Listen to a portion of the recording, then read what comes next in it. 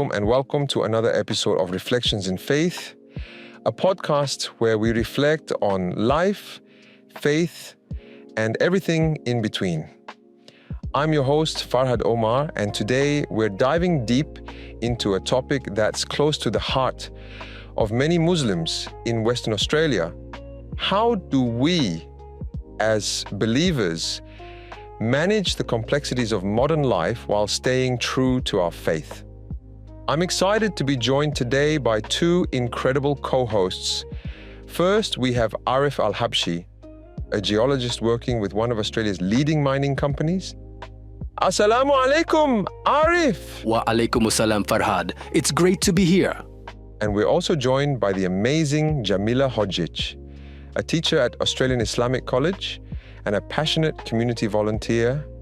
Assalamu alaikum, Jamila. Wa alaikum assalam. Thank you, Farhad. I'm really looking forward to today's conversation. Western Australia is a unique place. It's home to a growing Muslim population from all corners of the world. But with this diversity comes a beautiful challenge. How do we practice Islam in its authentic form while embracing the modernity that surrounds us?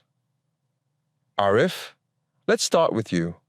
How do you manage practicing faith with your work commitments, especially in a non-Muslim dominated environment like the mining sector?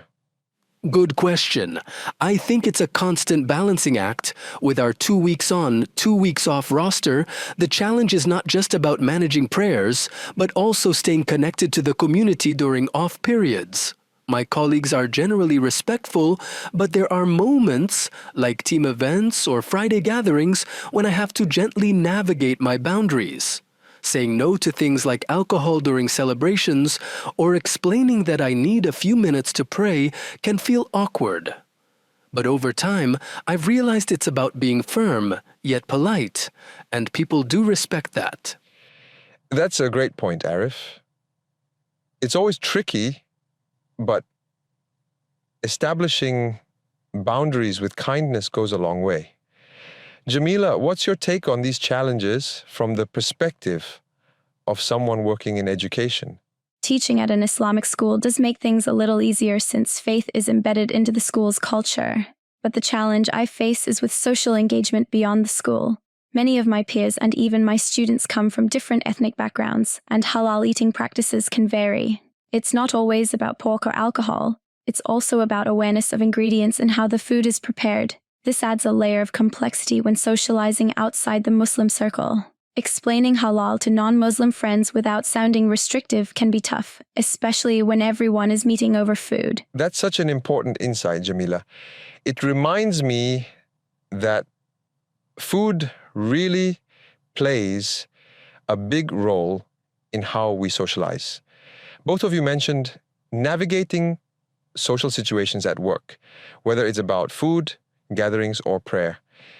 What strategies have you found useful in building bridges with non-Muslims without compromising your values? I try to lead by example. If I approach my colleagues with respect and openness, they reciprocate. I also found that educating them gently about Islam helps. For example, when I explain that my diet is about conscious choices and spirituality, not just rules, people become more curious than judgmental. I've had some interesting conversations during shared lunches where people ask, "So why do you eat this, but not that?" It's a chance to build understanding. That's so true. I think honest conversations are key. For me, I've realized that many non-Muslims just need a point of reference. So, I usually approach it from a cultural angle. Like, in Bosnia, we do this because it's part of our tradition. It's less intimidating for them, and it opens up dialogue. Also, sharing a bit about Islamic values, like the importance of being kind and respectful to neighbors, helps them see that our values aren't so different from theirs. That's a brilliant approach. It's really about humanizing the experience, isn't it? At the end of the day, we all want to feel connected. Ariff, what about prayer at work? How do you fit in your daily prayers during those long shifts? I'll admit, it can be challenging, especially with back-to-back meetings or field work, but I've found that planning ahead makes all the difference. If I know I'm going to be in the field, I'll pray before heading out. And during office days, I find a quiet corner or even use my car as a makeshift prayer space. It's about making it a priority and working it into your routine, just like you would with a meeting or lunch break. Absolutely, prioritization is key. Let's shift gears a bit. Western Australia's ethnic diversity adds richness to the Muslim experience here, but it also makes it more complex. How do we stay connected to our Islamic identity without losing touch with the modern world?